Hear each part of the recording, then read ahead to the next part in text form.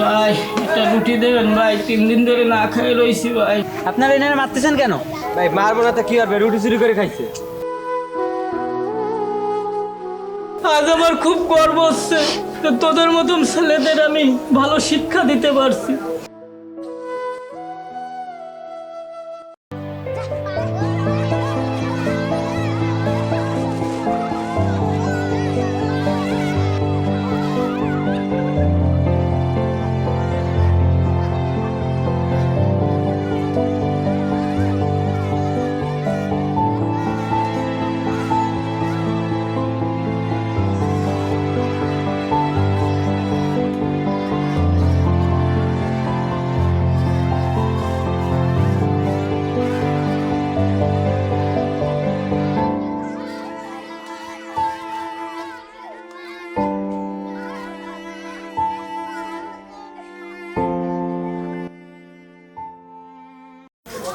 ভাই একটা রুটি দেবেন ভাই, 3 দিন ধরে না খেয়ে রয়েছি ভাই।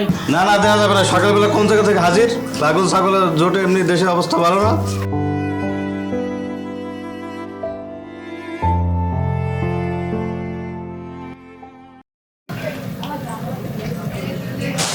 এই চোর চোর, দাঁড়া দাঁড়া, চোর গেলে চোর চোর।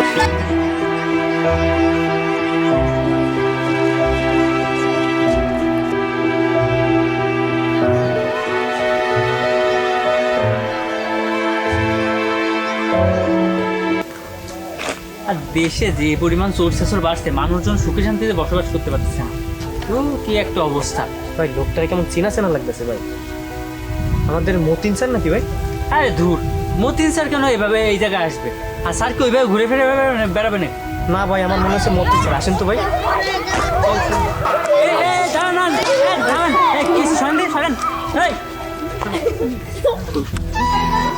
স্যার আপনি এইখানে? আপনারা এনারা মারতেছেন কেন? ভাই মারবো না তো কি হবে, রুটি চুরি করে খাইছে। এই আপনারা যার কাছে যান, আমরা দেখতেছি। যান তোমরা তোমাদের কাছে যাও। যান সবাই যান। যান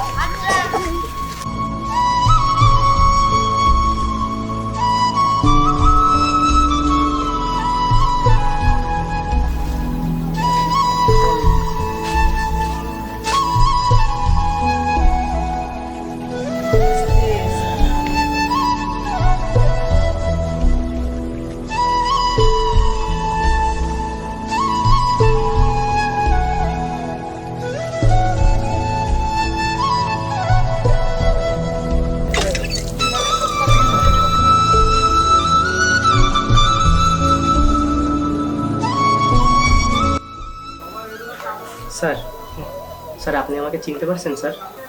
ও রাফিন, আমি সাকিব। স্যার সেই দিন যদি আপনি আমাদের এইভাবে শাসন না করতেন স্যার, তাহলে হয়তো আজকে আমি রাস্তায় রাস্তায় স্যার ধূমপান করে স্যার মাদকাসক্ত হয়ে যেতাম স্যার। জানি না আজকে স্যার কোথায় যেয়ে পৌঁছাইতাম। স্যার, মনে আছে সেদিনের কথা? সেদিন যদি আপনি আমাদের পাশে না থাকতেন, আপনার নিজের ছেলের মতো আগলে না রাখতেন, আমরা কচুরি বানার মতো ভেসে যেতাম, হয়ে যেতাম অমানুষ।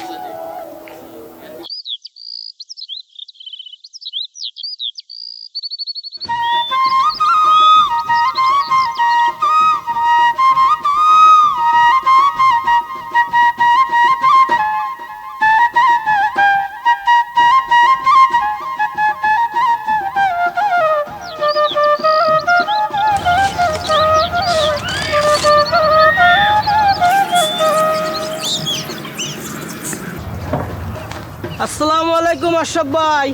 আসসালাম স্যার, ভালো আছেন? আলহামদুলিল্লাহ আছি ভালো। আপনারা সবাই ভালো আছেন? স্যার সব ভালো আছে স্যার। আচ্ছা, ওই কয়দিন ধরে দেখতেছি রাফিন স্কুলে যাচ্ছে না, ও কি অসুস্থ নাকি? স্যার শরীর অসুস্থ না। আমাদের মতো গরিবের কি আর লেখাপড়া আছে স্যার? আমাদের মতো গরিবের লেখাপড়া করে কি হবে কোন স্যার? আমাদের নুন আনতে পান্তা ফুরায়, তারপরে ওর ব্যাস কোচিং স্কুলের খরচ আমার দ্বারা দেওয়া সম্ভব হচ্ছে না স্যার। তাই ছোটোখাটো একটা কাজ পাইছি, সেইখানে দিচ্ছি, সেইখান থেকে কিছু টাকা পাই। আমার সংসারটা একটু ওই দিয়ে একটু ভালোভাবে চলতেছে স্যার।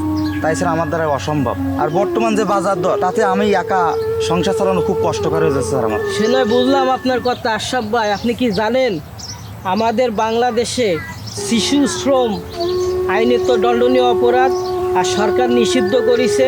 স্যার সবই তো দেখতেছি, সবই তো বুঝতেছি, আমার তো করার কিছু নেই স্যার। বাড়িতে ওর মা অসুস্থ, আমি নিজেও শারীরিকভাবে অসুস্থ। এটা আপনার কীভাবে আমি এসে বোঝাবো কোন স্যার? আমার দ্বারাই অসম্ভব হয়ে যাচ্ছে স্যার। আমার হচ্ছে সংসার চালানো। ওরে দিয়ে কিছু পাচ্ছি, তাই দিয়ে আমি সংসারটা একটু কোনো মতে চলতেছে স্যার, তাও ভালোভাবে না।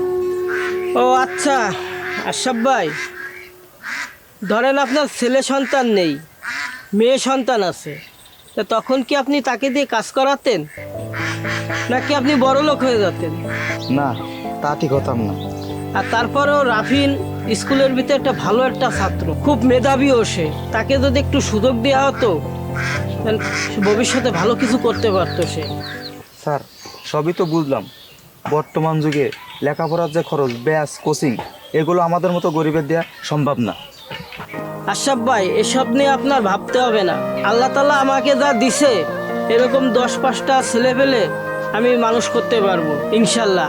আর আপনি এক কাজ করেন, আপনার একটু কষ্ট হলেও আপনি নিজে একটু কাজ করেন, আর আপনার ছেলেকে স্কুলে পাঠান নিয়মিত, আর সন্ধ্যার পরে ওকে আমার বাসায় পাঠান ব্যাস করতে। ঠিক আছে আশরাফ ভাই, তাহলে আমি আসি। আসসালামু আলাইকুম। ওয়ালাইকুম আসসালাম।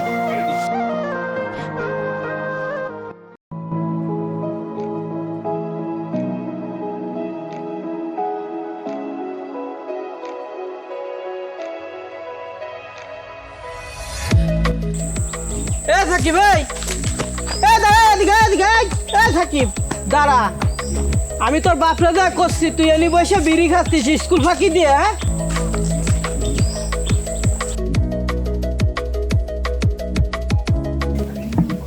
আসসালামু আলাইকুম মাতুব্বর সাহেব।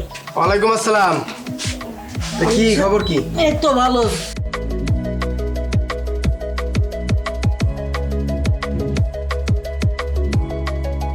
আর ও তো স্কুল ফাঁকি দিচ্ছে ইদারিং, তা আজকে স্কুলে যাই নাই। আপনি একটা কিছু ব্যবস্থা করেন, না ও তো দিন দিন ও ছেলেটা তো বখাটে হয়ে যাবে। এই সাকিব ভাই, এই দাঁড়া দাঁড়া।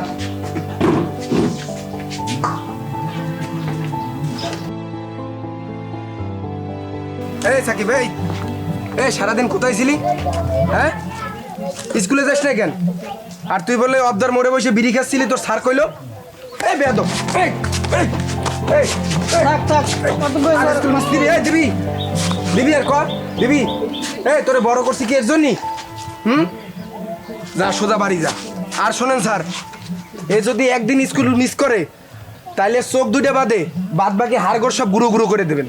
হ্যাঁ যা, সোজা পড়তে পার যা। স্যার তাহলে আপনি আসেন, আমি একটু বাড়ির দিকে যাই। কিন্তু স্যার আমি একটা জিনিস বুঝলাম না স্যার, আমার জানা মতে আপনার তো স্যার জায়গা জমির কোনো অভাব নাই স্যার, আর আপনার তো একটা বিলিয়ন ছেলেও ছিল, তা স্যার আপনার এই অবস্থা কেন? বাবা তুমি যা কইছো কথা কইছো। আমার একটা ছেলে ছিল, সে উচ্চ শিক্ষা গ্রহণ করার জন্য আমেরিকায় যেতে চাইছিল।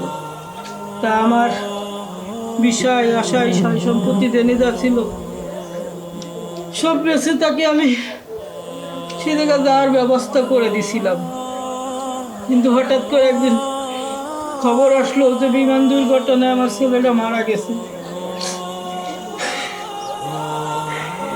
সেই শোকে আমার স্ত্রীটাও মারা গেছে। আজ আমি সব কিছু হারিয়ে, অসহায় হয়ে সব কিছু হারিয়ে আজকে আমি রাস্তায় রাস্তায় ঘুরে বেড়াচ্ছি। আমার আর কেউ থাকলো না বাবা। স্যার আপনার জন্যই স্যার আজকে আমরা এত বড় হয়েছি স্যার, এত বড় চাকরি করছি স্যার। স্যার আপনার যে এই অবস্থা হবে স্যার আমি কখনো কল্পনাও করতে পারি।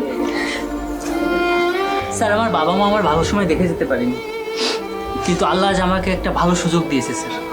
এই সুযোগ আর আমি হাতছাড়া করবো না স্যার। আপনি আজ থেকে আমাদের সাথেই থাকবেন স্যার। স্যার আপনি না করবেন না স্যার, এইটুকু সেবা করার সুযোগ আমাদের দিন। স্যার জীবনে আপনি আমাদের জন্য অনেক কিছু করছেন স্যার। আজ আমার খুব গর্ব হচ্ছে তো তোদের মতন ছেলেদের আমি ভালো শিক্ষা দিতে পারছি, ভালো জায়গায় নিতে পারছি। তুই আয় আমার বুকে আয়। তোদের মতন যেন এরকম সন্তান প্রত্যেকটা ঘরে ঘরে থাকে।